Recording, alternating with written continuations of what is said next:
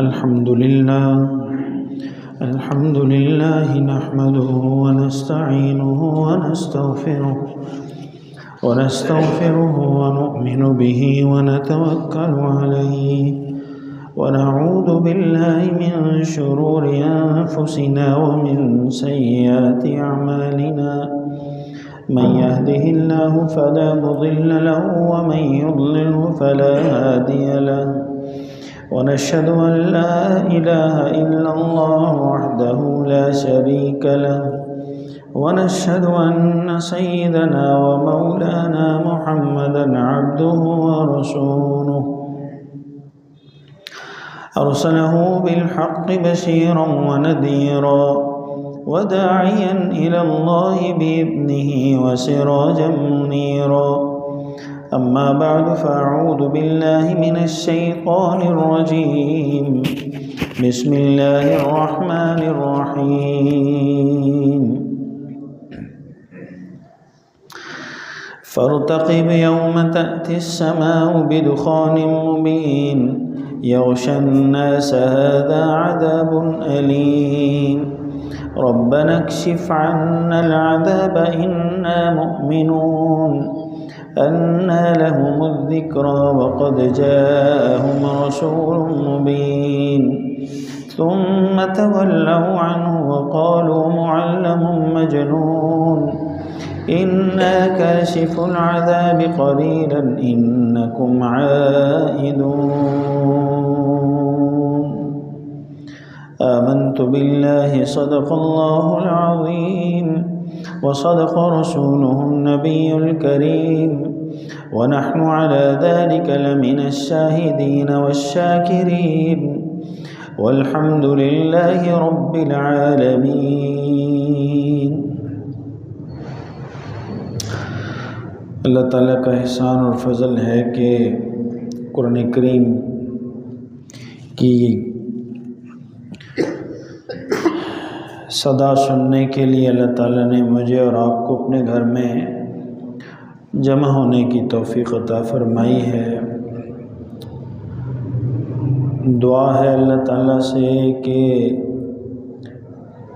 قرآن کریم کی صحیح تفہیم اور تشریح اللہ ہمیں کرنے سمجھنے کی پھر اس پر عمل کی توفیق ہم سب کو نصیب فرمائیں۔ قرآن کریم کی جو آیات تلاوت کی گئی ہیں یہ سورۃ الدخان ہے، مکی سورت ہے، 3 رکوع اور 59 آیتیں ہیں۔ مکی اور مدنی صورتوں کا فرق ہم جان لیں۔ ہر وہ صورت جو ہجرت سے پہلے کی ہے وہ مکی ہے، چاہے وہ مکہ میں نازل ہوئی یا مکہ سے کہیں باہر، اور ہر وہ صورت مدنی ہے جو ہجرت کے بعد نازل ہوئی، چاہے مکہ میں نازل ہوئی، مدینہ میں یا مدینہ سے باہر۔ اکثر ہم یہ سمجھتے ہیں کہ مکی ان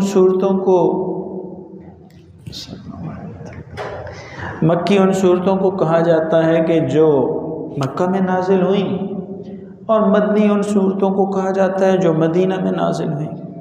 ایسا نہیں ہے۔ ہر وہ صورت جو ہجرت سے پہلے نازل ہوئی جہاں کہیں بھی وہ مکی ہے، اور ہر وہ صورت جو ہجرت کے بعد نازل ہوئی وہ مدنی ہے۔ یہ تقسیم ہے قرآن کریم کی۔ قرآن کریم نے تقسیم پائی ہے ان 2 چیزوں کے ذریعے، قبل از ہجرت، بعد از ہجرت۔ اور قرآن کریم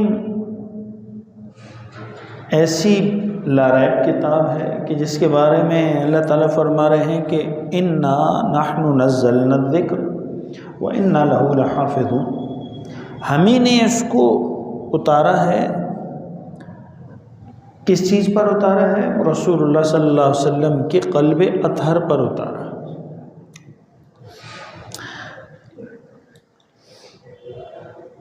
یہ قرآن کریم ہے کہ جس کو ہم نے رسول اللہ کے قلب اطہر مبارک پر اتارا ہے، اور ہم ہی اس کی حفاظت کرنے والے ہیں۔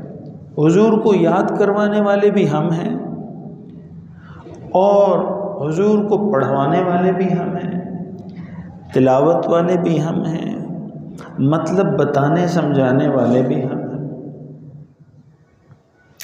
تو قرآن کریم ایک ایسی معجزانہ کتاب ہے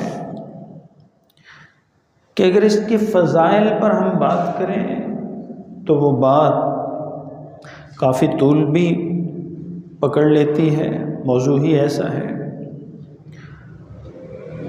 اور قرآن کریم کا چیلنج بھی ہے،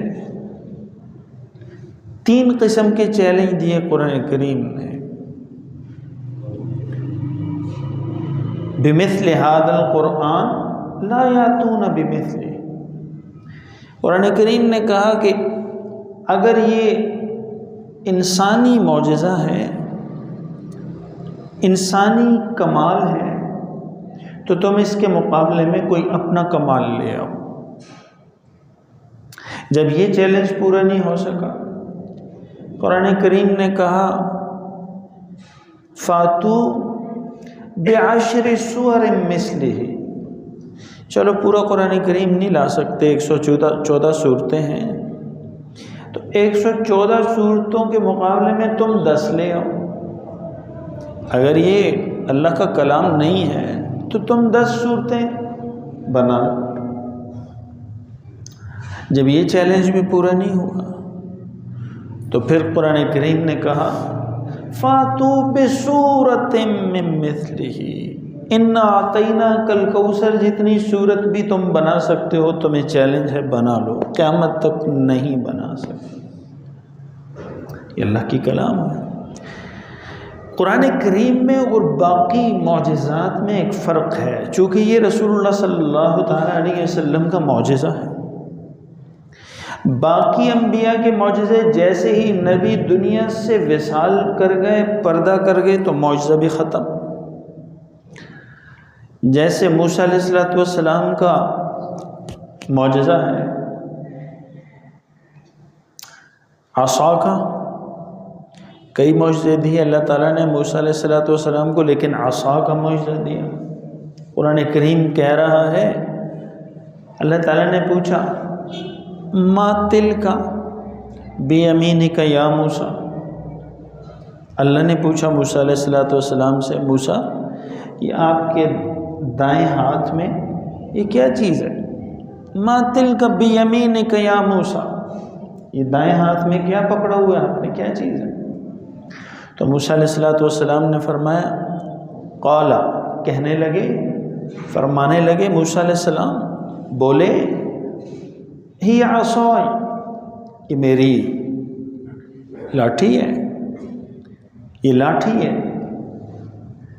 پھر یہیں بس نہیں کیا، اتوکأ علیہا واہش بہا علی غنمی ولی فیہا مآرب اخری، 4 باتیں کی۔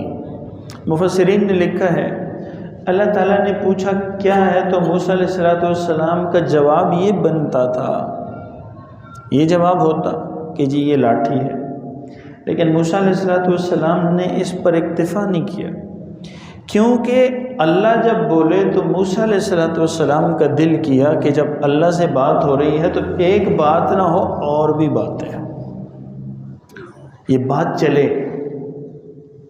تو فرمانے لگے ہی عصای، یہ لاٹھی ہے، ایک جواب، اتوکأ علیہا، اس پر میں ٹیک لگاتا ہوں، جیسے لاٹھی پر ٹیک لگا کر کھڑا بھی ہوا جاتا ہے، چلتے ہوئے بھی ٹیک لگائی جاتی ہے۔ اتوکأ علیہا واہش بہا علی غنمی، میں اپنی بکری کے لیے اس کے ذریعے چارہ بھی جھاڑ لیتا ہوں، پتے جھاڑ لیتا ہوں میں، چونکہ بکری گری ہوئی چیز نہیں کھاتی، اس کی عادت ہے کہ آپ زمین پر کوئی چیز پھینک دیں درخت سے اتار کر بھی تو وہ نہیں کھائے گی، اس کی کوشش ہوگی کہ صاف چیز کھائی جائے۔ اب ہر نبی، یہاں بکری کا کہا قرآن کریم نے، تو رسول اللہ صلی اللہ تعالیٰ علیہ وسلم نے فرمایا کہ ہر نبی نے بکری رکھی ہے، ہر نبی نے بکری رکھی ہے۔ ایک ہم یہ کہتے ہیں کہ ہر نبی نے بکریاں چرائی ہیں، تو اس میں دو معنی ہو سکتے ہیں، کسی کی چرائی یا اپنی چرائی۔ تو کئی انبیاء کے اپنے تھے ریوڑ، کئی کے دوسروں کے، لیکن مناسب بات یہ ہے کہ ہر نبی نے بکری رکھی، اور برکت کی چیز ہے۔ گھر میں دیہات میں اگر آپ دیکھیں کسی کے گھر میں بکری ہو تو اس کو مہمانداری کی یا بچوں کے کھانے کی کوئی فکر نہیں ہوتی، اللہ تعالیٰ اس کی ضرورت کو وہیں سے پورا کر لیتے ہیں۔ اب دو تہذیبیں ہیں علیحدہ علیحدہ، دو تہذیبیں، حلال اور حرام کی تہذیب، رحمان اور شیطان کی تہذیب، دائیں اور بائیں کی تہذیب۔ معزز آدمی بکری پکڑ کے سڑک پر چلتا ہوا آپ کو نظر نہیں آئے گا، اس لیے کہ بکری پکڑ کے سڑک پر چلنا یہ معیوب سمجھا جاتا ہے مغرب کی تہذیب کی وجہ سے۔ اور کتا جو نجس ہے اس کو ہاتھ میں پکڑ کر چلنا فخر سمجھا جاتا ہے۔ عقل جب الٹی ہو جائے تو انسان پھر ایسے ہی کام کرتا ہے۔ کتا ہر ایک کی ضرورت نہیں ہو سکتی، ہر ایک نہ شکار کرتا ہے اور نہ ہر ایک کی دشمنی ہوتی ہے، لیکن بکری ہر ایک کی ضرورت ہو سکتی ہے کہ دودھ تو ہر ایک کی ضرورت ہے۔ دودھ ایسی چیز ہے، اللہ کی نعمت ہے، اور دودھ تو گہوارے سے لحد تک، قبر میں جانے سے پہلے تک، جب تک انسان کی زندگی ہے تو دودھ اللہ نے ضرورت بنائی ہے۔ دودھ ضرورت ہے انسان کی، سارے غذائی ضروریات اور اجزاء اللہ تعالیٰ نے اس میں ڈالے۔ علماء نے لکھا ہے کہ 3 چیزیں سب انبیاء کی مشترکہ سنت ہیں استعمال میں۔ ویسے تو انبیاء کی مشترکہ سنتیں کئی ہیں، داڑھی رکھنا، مونچھیں ہٹانا، غیر ضروری جسم کے بالوں وغیرہ کی صفائی کرنا، ناخن تراشنا، یہ سب انبیاء کی مشترکہ سنتیں ہیں۔ اور 3 چیزیں استعمال کی ایسی ہیں کہ جو سب انبیاء کی مشترکہ ہے، دودھ، انڈا اور شہد، یہ سب انبیاء استعمال فرماتے تھے۔ دودھ سب انبیاء استعمال کرتے، شہد سب انبیاء استعمال کرتے۔ دودھ کیسی چیز اللہ تعالیٰ نے بنائی کہ معصوم گوشت کے لوتھڑے کو آپ دودھ پلائیں تو اس کی اسی دودھ سے ہڈیاں بنتی ہیں، دماغ بنتا ہے، جگر گردے بڑے ہوتے ہیں، دل بڑا ہوتا ہے، ناخن آتے ہیں، آنکھوں میں روشنی آتی ہے۔ معلوم ہو یہ سب جسم کی ضرورتوں کو ایک دودھ پورا کر رہا ہے۔ اور یہ بھی اللہ تعالیٰ کی کاریگری ہے کہ خون اور گوبر کے درمیانی، گوبر اور خون ہے اندر، اور اس میں سے اللہ تعالیٰ دودھ اتار رہے ہیں۔ اور انڈا بھی اللہ تعالیٰ نے ایسی، موضوع سے نہ ہٹ جاؤں میں، انڈا بھی اللہ تعالیٰ نے ایسی زبردست نعمت بنائی کہ اس انڈے کے اندر ایک پورا جاندار چھپا ہوا ہے۔ اس انڈے کے اندر پورا ذی روح موجود ہے، ہر انڈے کے اندر۔ وہ جب ایک پروسیس سے، ماں کی گرمی سے گزرتا ہے تو پھر اللہ تعالیٰ اس جاندار کو اسی انڈے کے اندر سے، اس کو آنکھیں لگتی ہیں، اس کو بال لگتے ہیں، اس کو پاؤں لگتے ہیں، اس کو چونچ لگتی ہے، اس کو معدہ، دل، جگر، سب چیزیں اللہ تعالیٰ لگا دیتے ہیں انڈے کے اندر، اور ایک انڈے کے اندر تیار ہوتا ہے۔ اور پھر یہ کاریگری دیکھیں آپ اللہ تعالیٰ کی، یہ سوچنا چاہیے ان چیزوں میں کہ اب اللہ تعالیٰ نے اس ذی روح کو بنایا، اندر موجود ہے لیکن اوپر سے چھلکا بند ہے، تو سانس کیسے لے رہا؟ اللہ اکبر۔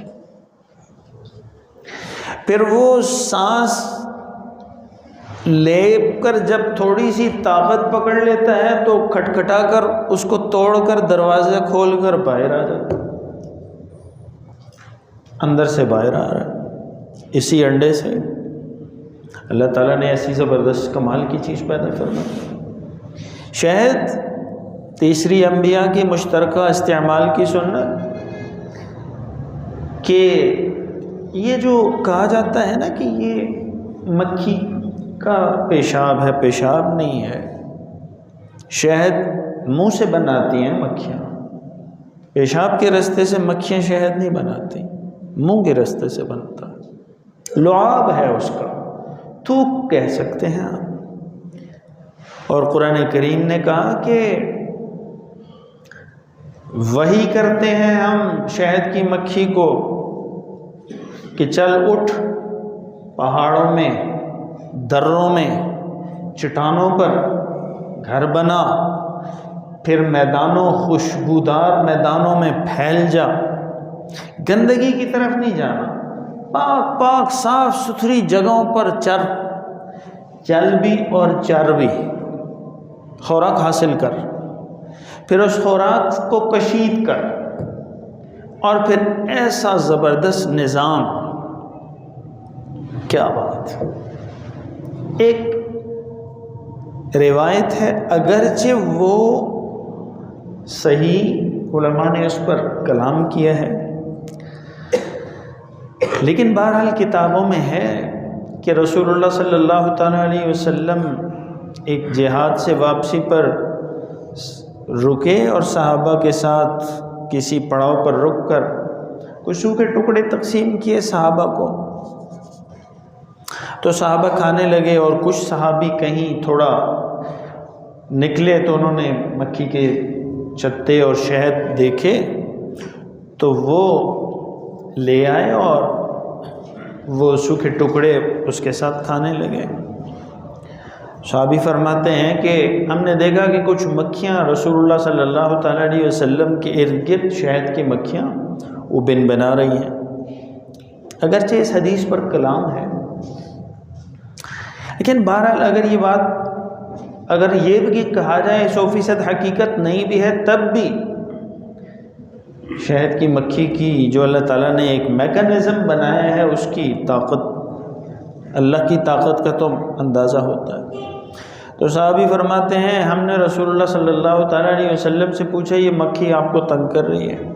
اور میں تنگ نہیں کر رہی، یہ مجھے کہہ رہی ہے کہ جب ہم شہد نکال لیتی ہیں تو پھر اڑ کر اپنے پروں سے، جب وہ نکلتا ہے تو گرم ہوتا ہے، اس کو اپنے پروں سے ٹھنڈا کرتی ہیں اور آپ کی تعریف کرتی ہیں، آپ پر درود کہتی ہیں، تو اللہ تعالیٰ اس کی برکت سے اس میں مٹھاس عطا فرماتا ہے۔ تو بات معجزے سے چلی اور کہاں نکل گئی؟ تو موسیٰ علیہ السلام کہہ رہے ہیں ہی عصا، یہ میرا عصا ہے، اتوکا علیہا، میں اس پر ٹیک کرتا ہوں، احش بہا علی غنمی، بکری کے لیے پتے جھاڑ لیتا ہوں۔ تو بکری سے بات ہم نے عرض کی کہ زمانے کی چال الٹا ہو گئی، رسی سے بکری باندھ کر بازار میں فٹ پاتھ پر چلنا یہ بری بات سمجھی جاتی ہے، اور زنجیر سے کتا باندھ کر چلنا فخر کی بات سمجھی جاتی ہے۔ چال بدل گئی ذہنوں کی، ماحول ایسے بنا دیے گئے کہ آپ بکری رکھ نہ سکیں گھر میں۔ ان پکے گھروں میں کون بکری رکھے، کیسے رکھے؟ تو بہرحال احش بہا علی غنمی ولی فیہا معارب اخری، موسیٰ علیہ السلام نے اللہ تعالیٰ سے کہا کہ یہ میرا عصا ہے، لاٹھی ہے، اس پر میں ٹیک کرتا ہوں، پتے جھاڑ لیتا ہوں اپنے جانور کے لیے، اور بھی اس میں بہت فائدے ہیں۔ کہا احش بہا علی غنمی ولی فیہا معارب اخری، اور بہت سے کام کرتی ہے یہ لاٹھی۔ معجزے کی بات میں عرض کر رہا ہوں، موسیٰ علیہ السلام کو معجزہ دیا اللہ تعالیٰ نے لاٹھی کا، تو انہوں نے اس کے فائدے گنائے۔ تو اللہ تعالیٰ نے کہا القھا یا موسیٰ، اس ڈنڈے کو پھینکو زمین پر، اس لاٹھی کو پھینک دو۔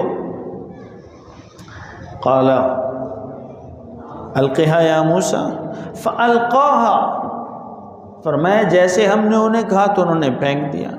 فاذا ہی حیۃ تسعی، حیہ کہتے ہیں اژدہا کو، سانپ کو نہیں، اژدہا کو، اور اژدہا پوری گائے بھی نگل لیتے ہیں، بڑے جانور کو بھی اٹھا لیتے ہیں، پورے آدمی کو اٹھا لیتے ہیں، اژدہا۔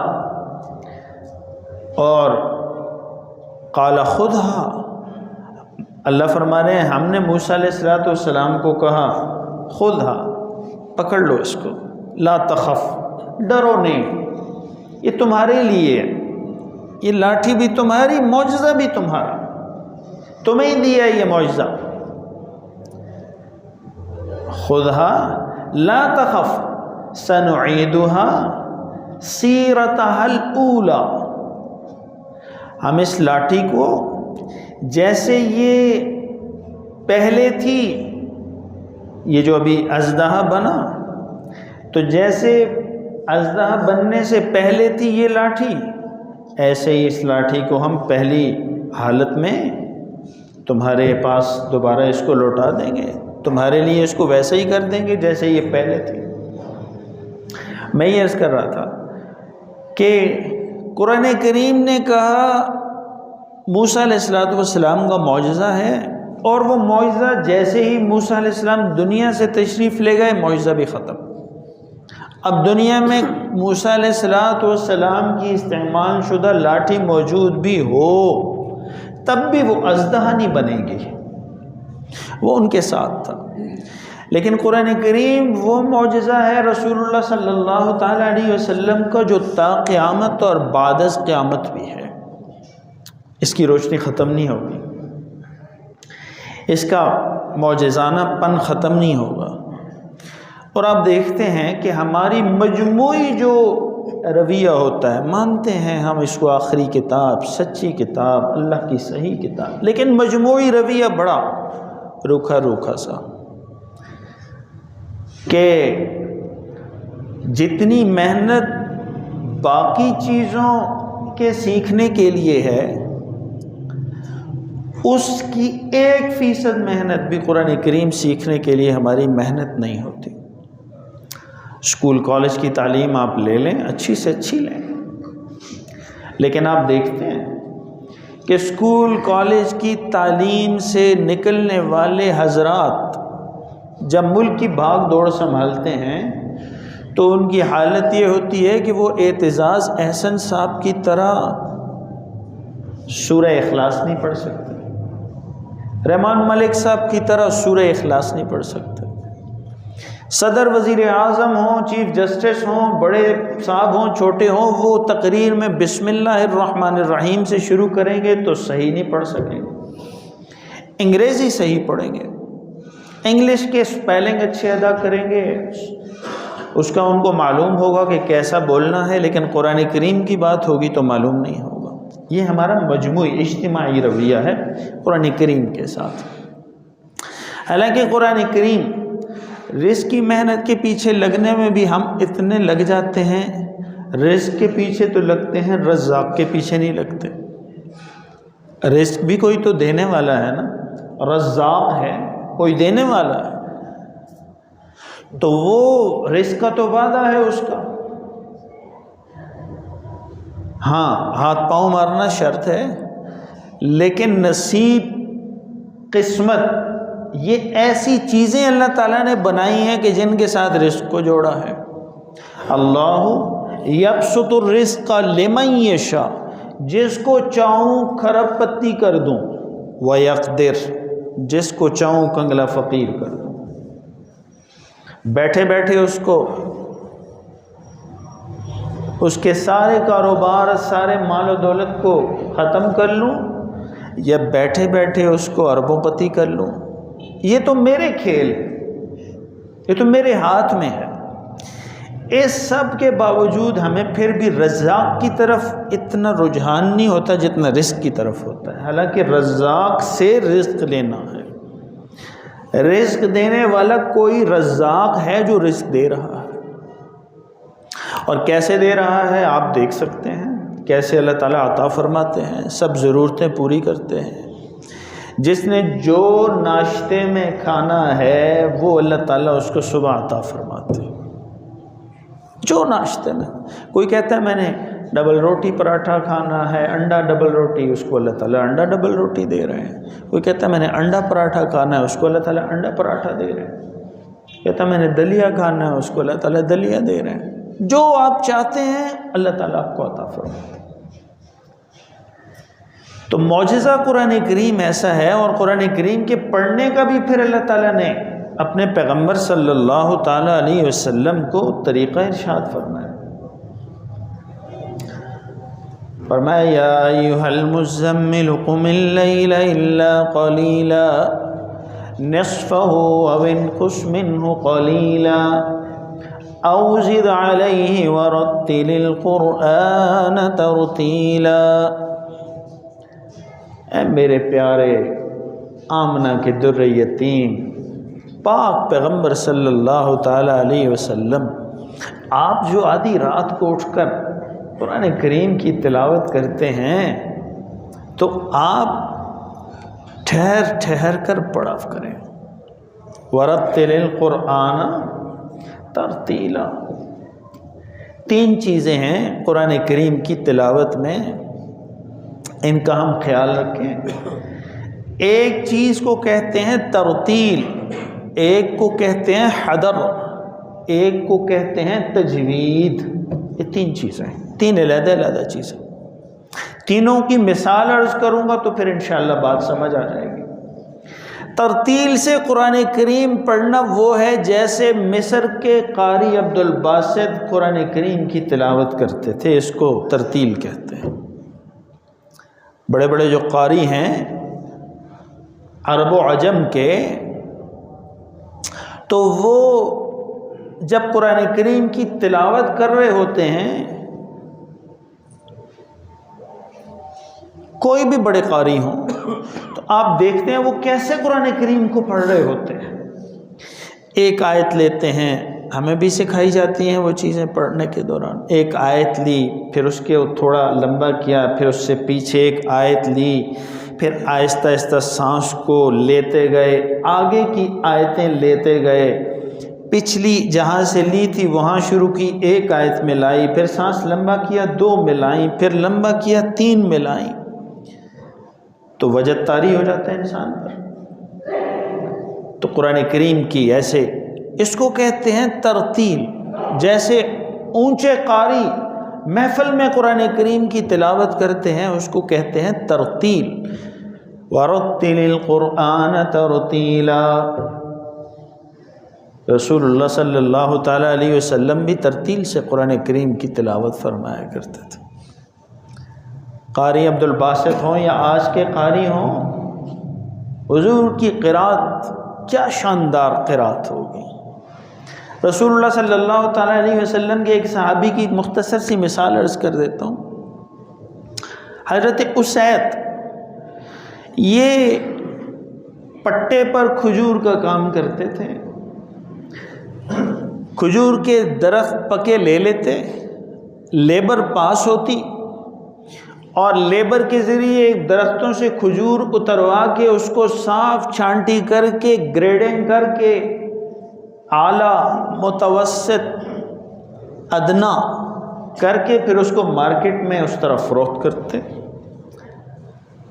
فارغ آدمی نہیں تھے، میں یہ عرض کرنا چاہ رہا ہوں، فارغ آدمی نہیں تھے، بزنس مین تھے، اور ورک فورس تھی نیچے، لیبر رکھی تھی۔ رسول اللہ صلی اللہ تعالیٰ علیہ وسلم فرماتے ہیں کہ اسید رات کو سارا دن محنت کی گرمی میں، رات کو گھر آئے تو گرمی تھی، تو جہاں صحن میں تھوڑا دور جانور اونٹ وغیرہ بندھے تھے وہیں مصلی ڈالا کہ گھر والے ڈسٹرب نہ ہوں، وہ سو رہے ہوں گے بچے وغیرہ۔ تو وہاں قرآن کریم کی نماز میں کھڑے ہو کر تلاوت شروع کی اور سورہ کہف پڑھنے لگے اسید مدینہ منورہ میں۔ تو فرماتے ہیں کہ جیسے میں قرآن کریم کی تلاوت کو تیز کرتا، لے کو پکڑتا، تو میرا گھوڑا ہنہنانے لگتا۔ تو ایک بچہ جو میرے بغیر سوتا نہیں تھا تو وہ میں نے پاس ہی ڈال رکھا تھا مصلی کے قریب ہی، تو مجھے خطرہ ہوتا کہ یہ رسی توڑے گا، توڑائے گا اور میرے بچے پر چڑھ جائے گا، اس کو کچل دے گا، تو میں پھر لے آہستہ کر لیتا۔ پھر جب مجھے لے آتی، میں لے قرآن کریم کی پڑھتا تو وہ پھر ہنہنانے لگتا، تو میں پھر اس کی آواز اور ہنہناہٹ سے اپنے بچے کے خوف کی وجہ سے اس کو لے کو نیچے کر لیتا۔ فرماتے ہیں جب صبح تہجد کا وقت ہوا، اذان ہوئی، تو میں نے جب تلاوت ختم کی، نماز ختم کی، تو میں نے دیکھا کہ ایک روشنی اوپر جا رہی ہے آسمانوں کی طرف، اور سارے آسمان کو اس نے روشن کر رکھا ہے۔ تو اسید رضی اللہ تعالیٰ عنہ حضور فرماتے ہیں صبح فجر میں تشریف لائے اور رسول اللہ صلی اللہ تعالیٰ علیہ وسلم کو اپنا واقعہ بیان فرمایا۔ میں کہ میرے ساتھ تو رات کو یہ ہوا، میں تلاوت تیز کروں تو گھوڑا ہنہنانے لگے۔ حضور پاک علیہ الصلوۃ والسلام سے عرض کیا کہ میں نے تہجد کے وقت دیکھا کہ آسمان کی طرف ایک روشنی چڑھ رہی ہے۔ رسول اللہ صلی اللہ تعالیٰ علیہ وسلم نے فرمایا، اسید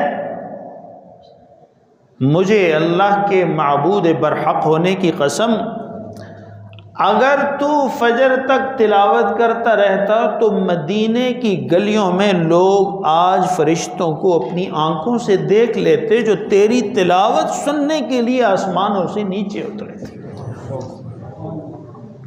صحابہ ایسے تلاوت فرماتے تھے، صحابہ کی تلاوت۔ اور جو صبح کی تلاوت ہے، خاص طور پر جو اولیاء اللہ ہیں، نیک لوگ ہیں، اللہ کی معرفت رکھنے والے ہیں، دلوں کو زندہ کر کے دنیا میں پھرنے والے ہیں، وہ فرماتے ہیں کہ فجر کی نماز سے پہلے ایک صفحہ بھی اگر آپ تلاوت کر سکتے ہو تو کر لو، اس کے فائدے دنیا اور آخرت میں بے انتہا ہیں۔ فجر سے پہلے پہلے، ورنہ بعد میں تو کریں۔ تو ایک قرآن کریم کے پڑھنے کا طریقہ رسول اللہ صلی اللہ تعالیٰ علیہ وسلم نے بتایا اور اللہ نے سکھایا ترتیل کے ساتھ، اور رسول اللہ صلی اللہ تعالیٰ علیہ وسلم کا فرمان مبارک بھی ہے کہ جب قیامت کے دن قاری حضرات کا نظام چلے گا، جنتوں کی لائن بڑھے گی، تو اللہ تعالیٰ فرمائیں گے اقرا ورتقی ورتل کما ترتل فی الدنیا، پڑھ، چڑھتا جا، پڑھتا جا اور چڑھتا جا، جیسے دنیا میں پڑھا کرتے تھے ویسے ہی آج پڑھنا شروع کرو۔ تو جو 25 منٹ میں پڑھتا ہو تو وہ پھر اس کی جنت تو جلدی آ جائے گی، جو ترتیل سے پڑھے گا تو کہاں جائے گی بات۔ اور اس میں محدثین کے جو امام ہیں، مولانا انور شاہ کشمیری رحمۃ اللہ علیہ، حضرت کے سلسلے کے جو علماء ہیں، مولانا سلیم اللہ خان صاحب اور دیگر حضرات فرماتے ہیں کہ قرآن کریم کا ایک طریقہ رسول اللہ صلی اللہ تعالیٰ علیہ وسلم نے اپنے عمل سے بھی بتایا پڑھنے کا۔ حضور سے پوچھا گیا، اے اللہ کے رسول صلی اللہ تعالیٰ علیہ وسلم، بہترین عمل کون سا ہے؟ تو پوچھنے والے کوئی قاری ہوں گے، ویسے اور بھی کئی ایسے سوال ہیں جن کے بارے میں رسول اللہ نے مختلف ارشادات فرمائے، تو پوچھنے والے کوئی قاری ہوں گے، تو حضور نے فرمایا الحال المرتحل بہترین عمل ہے۔ اب الحال المرتحل کیا ہے کہ جب آپ والناس پر قرآن کریم کی تکمیل کر لیں، اس کو مکمل کر لیں، تو پھر آپ سورہ فاتحہ بھی پڑھ لیں دوبارہ سے، اور سورہ بقرہ کی مفلحون تک آیات کو بھی پڑھ لیں، یہ مستحب ہے، اور اس کو کہتے ہیں الحال المرتحل۔ حضرت انور شاہ کشمیری رحمۃ اللہ علیہ فرماتے ہیں آپ اندازہ فرمائیں کہ انور شاہ کشمیری رحمۃ اللہ علیہ فرماتے ہیں کہ آپ بتائیے کہ جب قاری قرآن کو اللہ تعالیٰ حکم فرمائیں گے اقرا ورتقی ورتل کما ترتل فی الدنیا، پڑھو اور درجے چڑھو جنت کے جیسا کہ تم دنیا میں پڑھا کرتے تھے، تو اب یہ جب چڑھتا جائے گا تو والناس پر اس کا ٹھکانہ جب بند نہیں کرے گا، پھر سورہ فاتحہ سے شروع کرے گا، پھر الف لام میم سے شروع کرے گا، تو آپ بتائیے رکے گا نہیں تو جائے گا کہاں پر؟ بہت اونچا چڑھے گا۔ اسی لیے رسول اللہ صلی اللہ تعالیٰ علیہ وسلم نے فرمایا قراء کی جنت انبیاء کی جنت کے بالکل ساتھ متصل ہوگی، جیسے کہتے ہیں یہ ڈی ایچ اے کا فیز 1 ہے اور یہ اس کی ایکسٹینشن ہے، یہ بیریا ٹاؤن ہے اور یہ اس کی ایکسٹینشن ہے، یہ بھی بیریا ٹاؤن ہے لیکن ایکسٹینشن بنی ہے اور شاید اس سے بعد بنی ہو نہیں ہو۔ تو میں یہ عرض کر رہا تھا کہ قرآن کریم کو پڑھنے کے رسول اللہ صلی اللہ تعالیٰ علیہ وسلم سے 3 طریقے ثابت ہیں۔ ایک ترتیل کے ساتھ، جیسے میں نے عرض کیا کہ بڑے قاری حضرات جب محفل میں قرآن کریم کی تلاوت کرتے ہیں تو ترتیل کے ساتھ قرآن کریم کو پڑھتے ہیں۔ ایک ہے حدر کے ساتھ، اس کا بھی عملی نمونہ یہ ہے کہ جیسے امام حرم یا کسی مسجد کے تراویح پڑھانے والے رمضان المبارک میں قاری صاحب قرآن کریم تلاوت کرتے ہیں تراویح میں، وہ دوسری والی ریل گاڑی والی نہیں، تسلی والی، جیسے حرمین میں ہے یا دیگر مساجد میں ہے، کہ سننے والے کو یہ سمجھ آ رہی ہوتی ہے کہ یہ کیا پڑھ رہا ہے اور کون سے پارے سے ہے اور کہاں سے پڑھ رہا ہے۔ اگرچہ ہم رش وہاں ڈال دیتے ہیں جا کر جہاں جلدی ختم ہوتی ہو 25 منٹ 30 منٹ میں، لیکن قرآن کریم کے پڑھنے کا بھی تو ایک طریقہ ہے۔ دوا لینے کا طریقہ ہو سکتا ہے کہ ڈاکٹر کہتا ہے آدھی چمچ لینی ہے اور صبح بھی لینی ہے، دن کو بھی اور شام میں بھی، تو قرآن کریم کے پڑھنے کا بھی تو رسول اللہ نے طریقہ ارشاد فرمایا، تراویح پڑھانے کا بھی طریقہ ہے۔ تو حدر کا میں نے عرض کیا، جیسے حدر کہتے ہیں قرآن کریم کے پڑھنے کا وہ انداز کہ جو رمضان المبارک میں تراویح میں اپنایا جاتا ہے، اس کو کہتے ہیں حدر سے قرآن پڑھنا، نہ بہت آہستہ اور نہ بہت تیز، متوسط۔ اور تجوید کہتے ہیں قرآن کریم کو تجوید سے پڑھنا، کیسے؟ جیسے فجر، مغرب اور عشاء کی نمازوں میں، جہری نمازوں میں امام قرات کرتا ہے، اس کو کہتے ہیں تجوید سے پڑھنا۔ تو 3 طریقے ہوئے، امام کی قرات والا ہوا تجوید عام نمازوں میں، اور تراویح میں قاری صاحب کا پڑھنا ہوا حدر، اور محفل میں قاری صاحب کا پڑھنا ہوا ترتیل۔ یہ تینوں طریقے قرآن و سنت کے طریقے ہیں، قرآن و سنت سے ثابت ہیں، قرآن کریم کے پڑھنے کے طریقے ہیں۔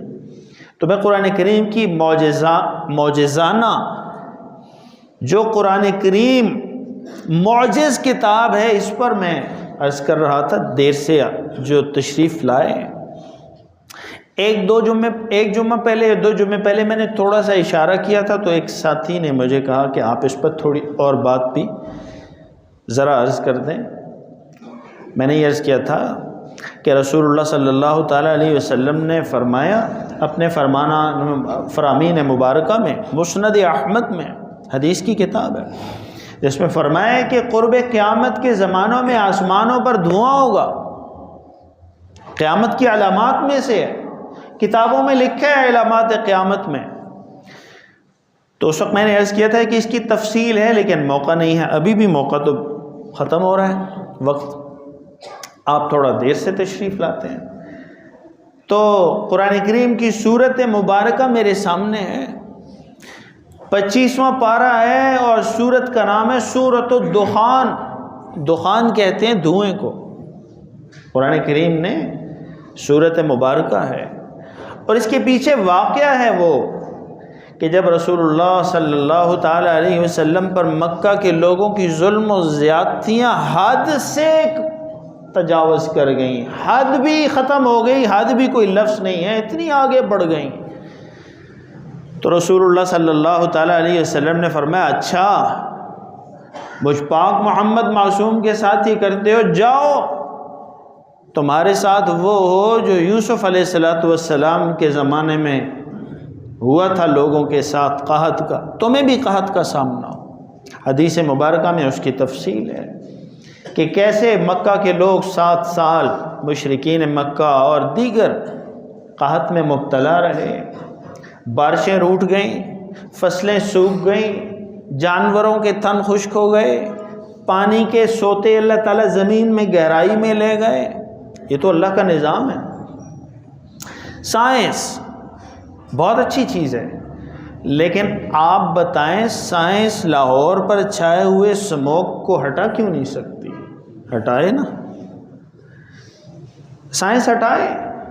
محدود دائرہ کار ہے سائنس کا، اور سائنس اور اسلام کا تصادم نہیں ہے، تصادم نہیں ہے۔ اگر قرآن و سنت کو گہرائی میں دیکھیں گے تو کوئی تصادم نہیں ہے۔ اللہ کی کائنات کو سمجھنا، اس کے رازوں کو کھنگالنا، یہی سائنس ہے، اور قرآن کریم بھرا پڑا ہے ان باتوں سے، حضور کے فرامین بھرے پڑے ہیں ان باتوں سے۔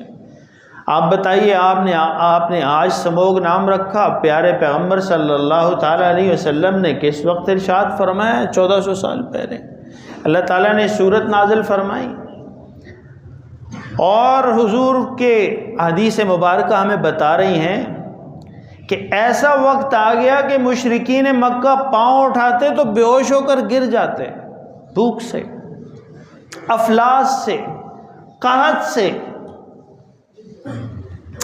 اور کہتے ایک دوسرے کو کہ مجھے ایسے لگ رہا ہے جیسے آسمان پر دھواں ہی دھواں ہے۔ تو قرآن کریم نے ان کے اس چیز کو ذکر کیا، فرمایا فَارْتَقِبْ يَوْمَ تَأْتِ السَّمَاءُ بِدُخَانٍ مُبِينٍ، سو اس دن کا انتظار کیجئے کہ آسمان دھواں ظاہر کرے۔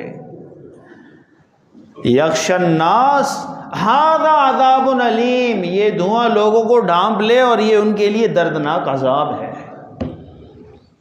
فلائٹ نہیں اترے گی، چاہے بیجنگ ہو چاہے لندن ہو، فلائٹ نہیں اترے گی، گاڑی چلے گی، ایکسپریس وے پر چلے، موٹر وے پر چلے، ایک چلے یا 100 چلیں، ٹکریں گی آپس میں، لوگ مریں گے، باہر نہیں نکل سکیں گے، نظام زندگی معطل ہوگا، ماسک لگا کر پھریں گے، دھواں دار گاڑیوں کو بند کریں گے، بہت کچھ کریں گے۔ اللہ فرما رہے ہیں یغشی الناس ھذا عذاب علیم، یہ ہمارے عذاب کی شکلیں ہیں۔ جب مخلوق نافرمانی پہ اترتی ہے تو ہمارے فیصلے بدل جاتے ہیں، اوپر سے ہمارا نظام خلاف حرکت میں چلنے لگتا ہے انسانوں کے۔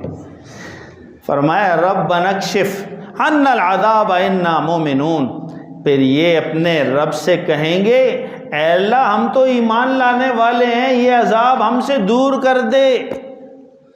انا لہم الذکری وقد جاءہم رسول مبین، اللہ فرماتے ہیں یہ کہاں سمجھتے ہیں، حالانکہ ان کے پاس ہم نے پیغمبر بھی بھیجے۔ لوگ سمجھتے ہیں، ہم سمجھتے ہیں کوئی رسول اللہ ہمارے پاس ہیں، لیکن رسول اللہ کی تعلیمات کو کیا ہم سمجھتے ہیں؟ کوئی ویٹ دیتے ہیں رسول اللہ کی تعلیمات کو؟ سو کی بس ایک زبان کی محبت ہے، اسی لیے ہم دعا مانگتے ہیں۔ آپ نے دیکھا میں مستقل دعا مانگتا ہوں ہر جمعے میں، یا اللہ پیارے آقا صلی اللہ تعالیٰ علیہ وسلم کی سچی پکی کامل اتباع اور محبت کی توفیق عطا فرما، زبان سے نہ ہو، زبانی جمع خرچ نہ ہو۔ تو رسول اللہ صلی اللہ تعالیٰ علیہ وسلم نے مسند احمد کی روایت بتا رہی ہے، حضور نے فرمایا جب یہ دھواں قیامت کے قرب قیامت کے زمانوں میں ظاہر ہوگا، حضور فرما رہے ہیں سچے پکے تھکی بات ہے پاک محمد صلی اللہ تعالیٰ علیہ وسلم کی، حضور فرماتے ہیں مومنین کو زکام اور کھانسی اور زکام ہوگا، اور کفار کو اللہ تعالیٰ اس دھوئیں کے اثر سے بے ہوشی عطا فرمائے۔ آپ دیکھیں سموگ ہوگی تو زکام اور وہ ہوگا نہیں ہوگا، ہوتا ہی نہیں ہوتا، آج کل ہو رہا ہوتا ہے۔ اور اس میں بھی اللہ تعالیٰ کی ایک رحمت کاملہ ہے کہ مومن صبح اٹھے گا تو غرغرہ بھی کرے گا، ناک بھی صاف کرے گا، اور وضو بھی کرے گا، دانت بھی صاف کرے گا، اور قرآن کریم کی جب تلاوت کرے گا، جب نماز پڑھے گا تو اندر کا نظام باہر آئے گا، تو جو اندر دھواں ہے، جو چیزیں ہیں وہ باہر آئیں گے۔ اور کافر کیا کرے گا؟ کافر کے پاس تو نہ نماز ہے، نہ تسبیح ہے، نہ اللہ کا نام ہے، نہ اللہ کا کلام ہے، کچھ بھی نہیں ہے، تو بیٹھے بیٹھے جام ہی ہوگا۔ ٹی وی دیکھے گا، موبائل دیکھے گا تو جام ہی ہوگا۔ تو مومنین کے لیے بخار زکام اور کفار کے لیے عذاب کی شکلیں۔ اور رسول اللہ صلی اللہ تعالیٰ علیہ وسلم کی حدیث مبارکہ کی یہی روایت ہمیں بتاتی ہے۔ فرمایا حضور نے یہ 40 دن رہے گا، علامت کے طور پر ارشاد فرمایا، اور فرمایا مشرق سے مغرب تک ہوگا، ہاتھ کو ہاتھ سجھائی نہیں دے گا۔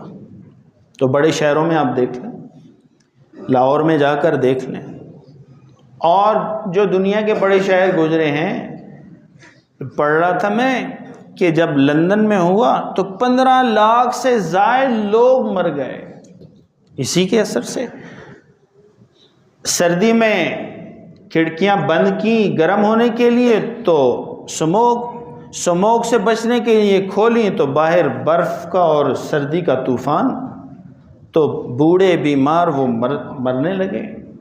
آپ بی بی سی پہ جا کے بی بی سی کی ویب سائٹ پر آپ پڑھیں تفصیل، 2-3 دن پہلے بھی انہوں نے لکھی کہ ان دنوں میں 5 جو دن گزرے لندن میں، تو سوائے ایمبولینس گاڑیوں کی آوازوں کے اور لندن میں کوئی آواز نہیں تھی، اور طبی عملے کے لوگ بھی ہسپتالوں کی راہداریوں میں بے ہوش یا مرے پڑے تھے، لاکھوں لوگ مر گئے۔ تو قرآن کریم نے کہا، میں نے اس ساتھی کے جنہوں نے مجھے کہا کہ آپ اس پر تھوڑا تفصیل سے بات کریں، تو قرآن کریم نے کہا فَارْتَقِبْ يَوْمَ تَأْتِي السَّمَاءُ بِدُخَانٍ مُبِينٍ، قرب قیامت کی علامات رسول اللہ نے ارشاد فرمائی، اور قرآن کریم نے کہا سو اس دن کا انتظار کیجئے کہ آسمان دھواں ظاہر کرے، یغشی الناس، وہ دھواں جو لوگوں کو لپیٹ لے۔ آج لاہور میں ہے، کل یہاں بھی ہو سکتا ہے، اس سال نہیں ہوگا تو اگلے سال ہو جائے گا، ہم توبہ نہیں کریں گے تو اور بڑھ جائے گا۔ یغشی الناس، جو لوگوں کو ڈھانپ لے، ھذا عذاب علیم، یہی اللہ تعالیٰ کی طرف سے دردناک عذاب ہے۔ لوگوں کو چاہیے کہ وہ اللہ کی بارگاہ میں توبہ کریں۔ انا کاشف اللہ اکبر، یہ قرآن کریم ہے۔ اللہ فرماتے ہیں، اللہ ہماری فطرت سے واقف ہیں، چونکہ اللہ نے ہمیں بنایا، فرماتے ہیں وقت پورا ہو گیا، انا کاشف العذاب قلیلا انکم عائدون، ہم اس عذاب کو تھوڑی دیر کے لیے ہٹا دیں گے، تم پھر وہی کرنے والے ہو۔ اللہ فرماتے ہیں ہمیں تمہاری فطرت کا پتہ ہے، زلزلے کا جھٹکا ہوتا ہے تو کہتے ہیں استغفر اللہ لا الہ الا اللہ، تھوڑی 1 گھنٹے بعد ہمارا اور آپ کا استغفار کہاں جاتا ہے؟ وہیں ختم ہو جاتا ہے۔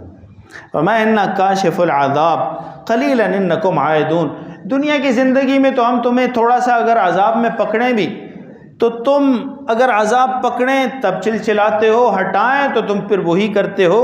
یوم نبطش البطشۃ الکبریٰ انا منتقمون، جس دن ہم بڑی سخت پکڑیں گے اور بے شک پھر ہم بدلہ لینے والے ہیں۔ وَلَقَدْ فَتَنَّا قَبْلَهُمْ قَوْمَ فِرْعَوْنَ وَجَاءَهُمْ رَسُولٌ كَرِيمٌ، ان سے پہلے ہم فرعون کی قوم کو بھی آزما چکے ہیں، ان پر بھی دیکھو کیسے آیا۔ وَجَاءَهُمْ رَسُولٌ كَرِيمٌ، ان کے پاس بھی ایک عزت والے رسول آئے تھے۔ تمہیں تو اللہ تعالیٰ نے سب رسولوں سے زیادہ عزت والے آخری پیغمبر عطا کیے ہیں۔ اللہ تعالیٰ مجھے اور آپ کو صحیح اپنی بارگاہ میں توبہ طائب ہونے کی اور نافرمانیاں چھوڑ کر فرما برداری کی زندگی گزارنے کی توفیق عطا فرمائے۔ وآخر دعوانا الحمدللہ۔